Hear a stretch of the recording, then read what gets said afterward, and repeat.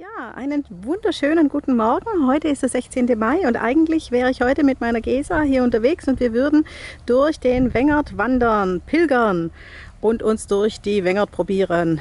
Alleine ist es aber auch sehr schön. Alles duftet nach dem geschnittenen Gras, das unter den Stöcken liegt und ein bisschen nach Heu riecht. Die Vögel fliegen und zwitschern. Hier kreist ein Milan, aber wenn ich ihm mit der Kamera hinterher flitze, dann sehen wir auch nichts. Und die Grillen zirpen. Hier habe ich jetzt was entdeckt, heute ganz neu. Das ist ein Wengerthäusle mit einem Bassei. Und das wollte ich euch zeigen.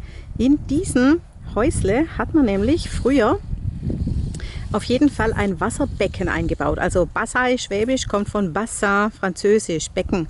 Und da wurde das Regenwasser drin gesammelt, was man gebraucht hat, nicht um sich die Hände zu waschen wie heute, sondern um Pflanzenschutzmittel anzurühren. Also schon immer hat man natürlich im Weinberg die Pflanzen gegen Krankheiten schützen oder behandeln müssen, wenn was passiert war. Mit egal was, da hat man immer Wasser dazu gebraucht. Und hier sehen wir das ganz, ganz super. Die eine Wand hat inzwischen nachgelassen und erlaubt uns diesen Einblick.